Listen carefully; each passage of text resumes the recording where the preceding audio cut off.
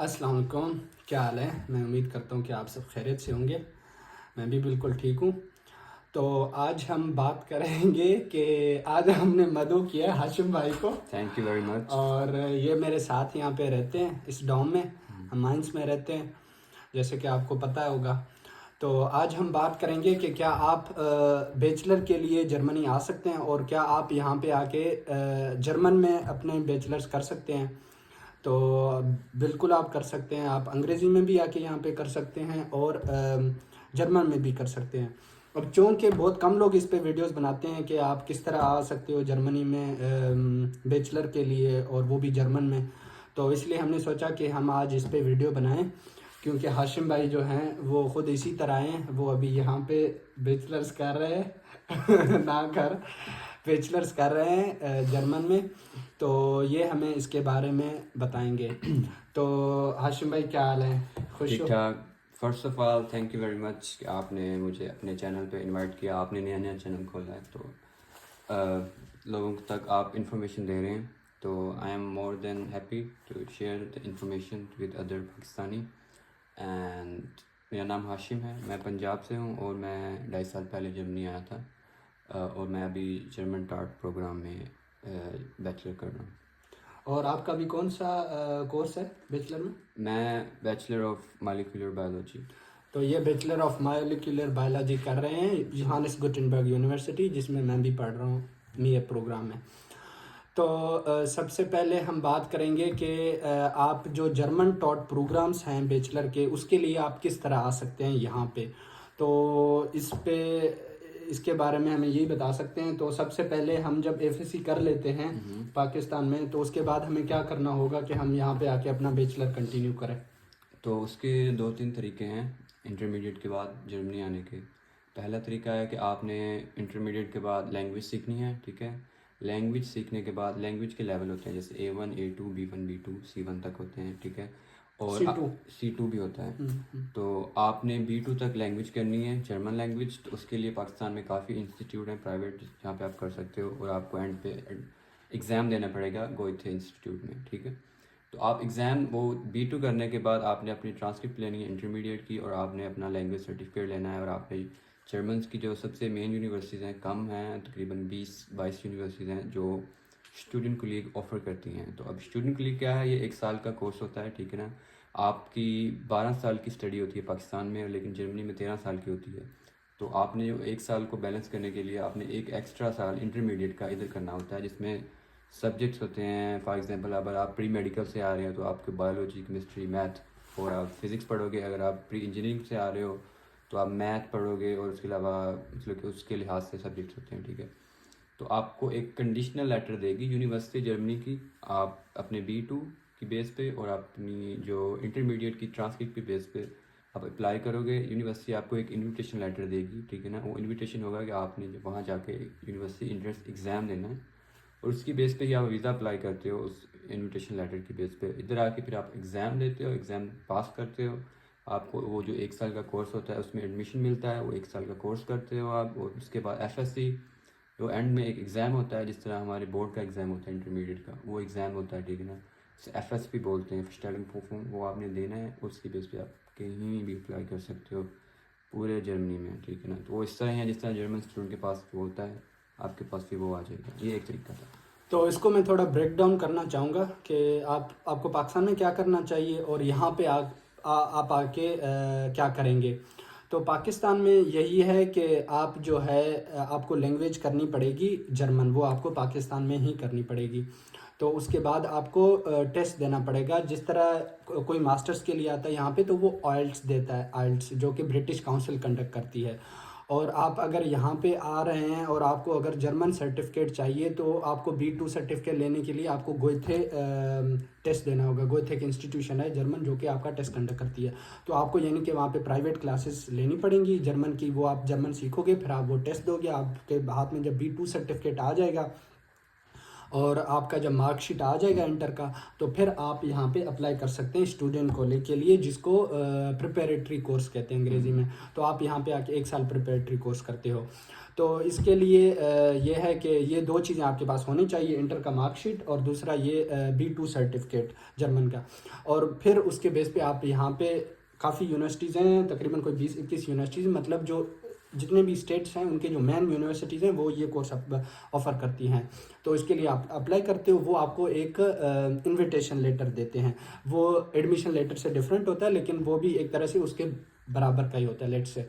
तो ये आपको देते हैं, इसके बेस पे फिर आप वीज़ा के लिए अप्लाई करते हो। और आप जब यहाँ पे आ जाते हो, वीज़ा पे हम बाद में आएंगे, यहाँ पे जब आप आते हो तो आपको एक टेस्ट देना पड़ेगा।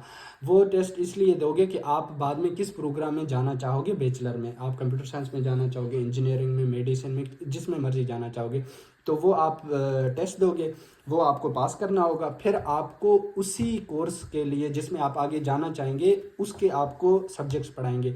फ़र्ज़ करो आप अगर कंप्यूटर साइंस में जाना चाहोगे तो आपको मैथ पढ़ाएंगे, फिजिक्स पढ़ाएंगे, ये पढ़ाएंगे। और अगर आप मेडिसिन में मॉलिक्यूलर, जिस तरह आप मॉलिक्यूलर में, तो आपको बायो पढ़ाया होगा, केमिस्ट्री और ये चीज़ें। और उसके साथ आपको जर्मन भी सिखाते हैं, क्योंकि आप B2 लेवल इनफ नहीं होता आगे यूनिवर्सिटीज़ के लिए, उसके लिए C1+ चाहिए होता है। तो वो भी, तो आप 1 साल वो करते हो, 1 साल बाद आप फिर दोबारा एग्ज़ाम देते हो। वो भी आपको सिर्फ पास करना पड़ेगा, जिस तरह हमारे पास इंटर का एग्ज़ाम देते हैं, लेट से वो एक बोर्ड एग्ज़ाम है, तो वो आपको देना पड़ेगा। वो आपके सर्टिफिकेट हाथ में आ गया, उसको बोलते हैं यूनिवर्सिटी एंट्रेंस एग्जामिनेशन।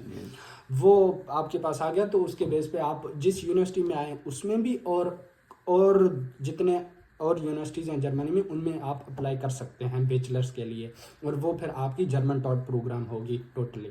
तो ये है। और उसके बाद जो अभी हम बात करेंगे कि क्या आप अंग्रेज़ी में आके यहाँ पे आके आप बैचलर्स कर सकते हैं या नहीं कर सकते हैं, वीज़ा पे हम बाद में आएंगे। तो उसके बारे में भी हाशिम भाई को पता है ज़्यादा, क्योंकि ये खुद बैचलर्स कर रहे हैं। तो क्या हम जब FSC कर लेते हैं पाकिस्तान में, तो हम डायरेक्टली यहाँ पे कोई इंग्लिश टॉट प्रोग्राम हो बैचलर की, उसमें हम आ सकते हैं या नहीं आ सकते?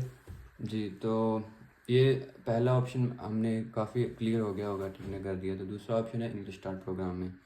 तो जर्मनी में 2 तरह की यूनिवर्सिटीज़ होती हैं। एक तो यूनिवर्सिटीज़ नॉर्मल जो हमारे पाकिस्तान में भी हैं, और दूसरी यूनिवर्सिटीज़ होती हैं यूनिवर्सिटीज़ ऑफ अप्लाइड साइंसेस। तो उन्हें हॉक्सशूले बोलते हैं जर्मनी में, ठीक है ना। तो उसमें मोस्टली जो कोर्सेज ऑफ़र होते हैं वो आम यूनिवर्सिटीज़ में नहीं होते। जैसे फॉर एग्ज़ाम्पल लॉजिस्टिक का हो गया, या फिर इंफॉर्मेटिक होगी, या उसके अलावा 2-3 और कोर्सेज होते हैं। कई कोर्सेज होते हैं, 2-3 नहीं होते। लेकिन आप उनमें इंग्लिश में भी पढ़ सकते हो, ठीक ना। आप बैचलर, तो बैचलर मोस्टली यूनिवर्सिटीज़ इंग्लिश में नहीं ऑफ़र करती। यहाँ पे मोस्टली हॉक्सशूले ऑफ़र करते हैं, जो कि अप्लाइड साइंसेस की यूनिवर्सिटीज़ होती हैं, ठीक है। तो उसका तरीका ये है कि आपने इंटरमीडिएट करना है, ठीक है। इंटरमीडिएट करने के बाद आपने अपने प्रोग्राम में यूनिवर्सिटी में पाकिस्तान में एडमिशन ले लेना है, ठीक है। और वहाँ पे आपने मिनिमम 2 सेमेस्टर निकालने हैं अच्छे स्कोर्स के साथ, ठीक है। वो निकालने के बाद आपने फिर आइट्स करना है, मिनिमम 6 हो आपके, 6 से ऊपर जितने अच्छे होंगे उतने अच्छा है। आइट्स करने के बाद आपने, ठीक है ना, अपनी वो ट्रांसक्रिप्ट लेनी है, ठीक है ना, 2 या 3 सेमेस्टर की यूनिवर्सिटी से। कम से कम आपने 2 करनी होगी, कम से कम 2 2 करनी है, सेमेस्टर्स ठीक करनी है। होगी। वो लेनी है आपने ट्रांसक्रिप्ट। उसके अलावा आपने अपना आइट्स लेना, और आपने यहाँ पे जो यूनिवर्सिटीज़ ऑफ अप्लाइड साइंसेस हैं, यहाँ पे बहुत सारी हैं, तो वहाँ आपने अपना जो सेम कोर्स आप कर रहे हो उसमें आपने इधर ढूंढना है, और उसमें आपने अप्लाई करना है डायरेक्ट। आप अप्लाई करोगे, आपका एडमिशन हो जाएगा, और आप फिर एम्बेसी में अपॉइंटमेंट लोगे, और आपका वीज़ा लगेगा, और आप सीधा जर्मनी आओगे, और आप अपना बैचलर स्टार्ट कर दोगे। और आपके जो क्रेडिट्स हैं वो ट्रांसफ़र नहीं होते, लेकिन ये है कि आपका जो बैचलर है वो स्टार्ट हो जाता है शुरू से इधर से। तो ये दूसरा तरीका है इंग्लिश स्टार्ट प्रोग्राम में। तो इसमें एक चीज़ मैं ऐड करना चाहूँगा, प्रोग्राम सभी ऑफर्स नहीं होते, ठीक है ना। यहाँ पे जर्मनी में जो अच्छे प्रोग्राम्स हैं, फॉर एग्जांपल जिस तरह आप मेडिसिन की फील्ड में आ जाए, MBBS हो गया, फार्मेसी, साइकोलॉजी, इस तरह के, और इंजीनियरिंग के जिस मैकेनिकल इंजीनियरिंग, या अच्छे जो इंजीनियरिंग के कोर्सेज़ हैं वो मोस्टली जर्मन में होते हैं, ठीक है, इधर यूनिवर्सिटी में बैचलर में। वो इंग्लिश में ऑफर नहीं होते। वो आप जो हमने आपको पहले तरीका बताया, आप उसके थ्रू ही आ उसके सकते थ्रू हैं आ कोर्सेज सकते हैं, में। ठीक है ना। लेकिन अगर आपके कोर्स थोड़े से अच्छे दूसरे हैं, जैसे IT के कोर्सेज हो गए, या लॉजिस्टिक के हो गए, या इंजीनियरिंग के कुछ दूसरे आम कोर्सेज होते हैं, आपने सोशल साइंसेस के कुछ कोर्सेज हो हाँ, गए। इस तरह के आपने ढूंढने, जो इस तरह के आम हल्के कोर्सेज होते हैं वो mostly universities of applied sciences में ऑफ़र होते हैं। तो आप वहाँ पे अपना आइट्स और अपनी जो यूनिवर्सिटी की ट्रांसक्रिप्ट है 1-2 सेमेस्टर करके आपने पाकिस्तान से डायरेक्ट आ सकते हो, ठीक है ना। जो एक अच्छा तरीका है आने का लिए। तो इसमें मैं सिर्फ कुछ चीज़ें क्लियर करना चाहूँगा क्योंकि ज़्यादा इन्होंने एक्सप्लेन कर दिया है अच्छे तरीके से। तो जर्मनी में 2 किस्म के यूनिवर्सिटीज़ हैं, एक है नॉर्मल यूनिवर्सिटी और एक है यूनिवर्सिटी ऑफ अप्लाइड साइंसेज, जिसको जर्मन में हॉक्सशूले बोलते हैं। तो ये एक तरह से दोनों का लेवल बराबरी, दोनों यूनिवर्सिटीज़ ही हैं। तो ये है कि जो ये तरीका है, ये ज़्यादातर जो इंग्लिश टॉट जो बैचलर प्रोग्राम है वो ज़्यादातर हॉक्सशूले ऑफ़र करती हैं। आप ज़्यादा देख सकते हैं कि इनमें फ़र्क क्या है यूनिवर्सिटी और हॉक्सशूले में। तो ये जो हॉक्सशूले हैं वो अंग्रेज़ी में चूंकि उनका बैचलर होता है, तो आप उसमें दाखिला लेके यहाँ पे आप आके आप अपने अगर 1 साल पाकिस्तान में लेट से किया है तो आप आके यहाँ पे वहीं से कंटिन्यू नहीं करते, आपको दोबारा शुरू से करना पड़ेगा, लेकिन आप आके यहीं पे कंटिन्यू करते हैं अपना बैचलर। तो इस पे जो है मेरी एक दोस्त है वो इस तरह आई हुई है वियतनाम से, उसने आके कैंप लेंडफोर्ट में जो हॉक्सशूले है, कैंप लेंडफोर्ट हॉक्सशूले, उसमें आके उसने अपना लॉजिस्टिक्स में बैचलर किया है अंग्रेजी में, टोटली इंग्लिश टॉप प्रोग्राम। हाँ, गाइनवाल हॉक्सशूले, तो उसमें उसने आके किया है। तो ये है। तो अब जो है आई होप कि ये दोनों चीज़ें आपको क्लियर हो गई हैं कि आप यहाँ पे आके जर्मन में किस तरह पढ़ सकते हैं बैचलर, और दूसरा ये है कि इंग्लिश में आप किस तरह आके यहाँ पे पढ़ सकते हैं। अब हम आएंगे वीज़ा रेशो पे कि क्या आपको वीज़ा मिलता है और आप अप्लाई किस तरह करते हो। तो ज़्यादातर के लिए जो आप अप्लाई करते हो वो आप यूनिएसएस के थ्रू ही अप्लाई करते हो, जिस तरह आप मास्टर्स के लिए अप्लाई करते हैं। और जो वीज़ा रेशो इसका क्या है, क्या आपको आसानी से मिल जाता है, कितना टाइम लगता है, उसके बारे में हाशिम भाई बताएंगे क्योंकि ये खुद उसी तरीके से आए हैं। तो ये जो जर्मन टॉट प्रोग्राम है, अगर कोई बैचलर के लिए आ रहा है, उसने जर्मन B2 कर लिया है वहाँ पे, इंटर का उसके पास मार्कशीट आ गया है, तो अभी वो वीज़ा के लिए अप्लाई करता है, तो क्या उसको वीज़ा आसानी से और जल्दी मिल जाता है? अच्छा, ये वीज़ा जो मिलता है पाकिस्तान में वो उसकी कैटेगरीज होती है। सबसे ऊपर आती है PhD मास्टर की, उसके नीचे आती है बैचलर की, उसके नीचे आती है लैंग्वेज वाली जो जर्मन टॉट प्रोग्राम में आपने जाना होता है।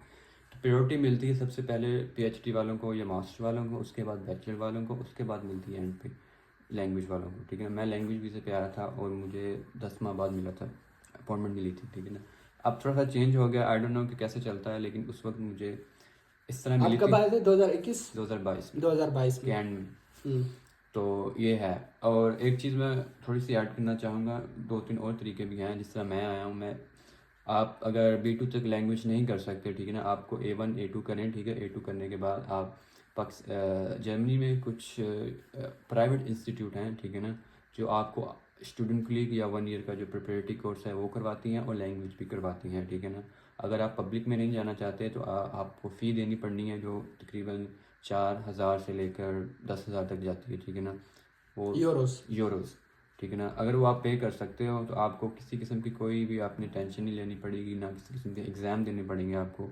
आप डायरेक्ट आओगे A2 B A1 करने के बाद, ठीक है, आप वीज़ा लोगे, डायरेक्ट आओगे, इधर आके पढ़ोगे, फिर अपने एंड पे एक इंट्रेंस टेस्ट दोगे, उसके बिना पे आपको बैचलर स्टार्ट कर सकते हैं। अच्छा, ये एक अलग और तरीका है। जो वीज़ा प्रोसेस है उस पर हम थोड़ा बात करेंगे। तो वीज़ा रेशो क्या है, उसमें यह है कि आप अगर लेट से अप्लाई करते हैं वीज़ा के लिए, तो जर्मन एम्बेसी में पाकिस्तान में, तो जो प्रायोरिटी मिलती है वो जो मास्टर्स के लिए आ रहे हैं या फिर PhD के लिए उनको मिलती है। उसके बाद फिर जो है बैचलर पे आ रहे हैं अंग्रेज़ी में, चाहे जर्मन में आके यहाँ पे पढ़ रहे हैं, जो कि जिनको आके पहले यहाँ पे लैंग्वेज कोर्स करना पड़ेगा, तो उनको बनिस्बत जो है ना ज़्यादा टाइम लगता है। मिल जाता है सबको, यानी ये नहीं है कि नहीं मिलता। ऑफ कोर्स वो आपके डॉक्यूमेंटेशन पे डिपेंड करता है, क्योंकि काफ़ी मास्टर्स के बच्चे उनका भी रिजेक्ट हो जाता है, आपका भी शायद हो सकता है रिजेक्ट, अमूमन मिल जाता है। तो ये है कि लेकिन टाइम थोड़ा ज़्यादा लगता है बनने। तो इससे बेहतर ये है कि आप जितना जल्दी अप्लाई करेंगे आपको उतना जल्दी ही मिलेगा, क्योंकि अभी सिस्टम में लोगों ने चेंज किया और जल्दी मिल जाता है।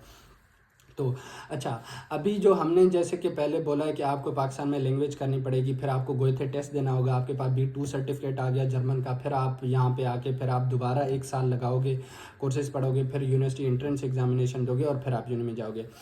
तो अगर आप पाकिस्तान में नहीं करना चाहते हैं जर्मन कोर्स, आप चाहते हैं कि मैं आके यहाँ पे करूँ जर्मन कोर्स, तो और साथ में मैं अपना स्टूडेंट कॉलेज भी करूं यानी कि प्रिपरेटरी कोर्स, तो वो भी आप कर सकते हैं।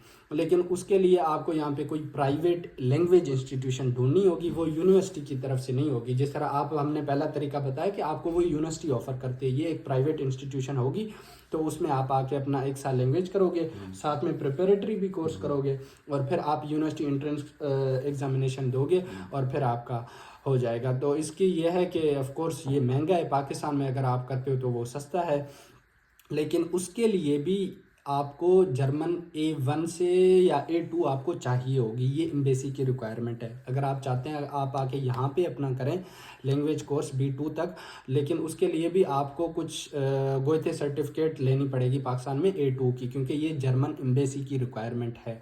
ये यहाँ पे जो लैंग्वेज इंस्टीट्यूशन है उसकी रिक्वायरमेंट नहीं है। तो आपने अगर वीज़ा लेना है तो आपको वो करना पड़ेगा।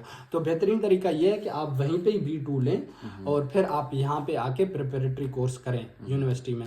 ये क्योंकि ये जो तरीका है इसमें आपके पैसे भी ज़्यादा लगते हैं, और दूसरा ये है कि आपको टेस्ट देना पड़ेगा गोएथे का, और वो उतना ही महंगा होगा, आप B2 का चाहे दें चाहे A2 का, डजंट मैटर। तो ये था। तो आई होप कि सारी चीज़ें क्लियर हो गई होंगी, और आप इसको, अगर आप इस पे आना चाहते हैं बैचलर के लिए, तो आप इस वीडियो को ज़रूर देखें और फिर आप जो है ख़ुद सोचें और फिर इस पे मज़ीद रिसर्च करें और फिर आप इस पे आ जाएं इधर जर्मनी। तो बहुत बहुत शुक्रिया हाशिम भाई ये सारी चीज़ें बताने के लिए, और आई होप कि सबको इससे फ़ायदा पहुंचा होगा। जी।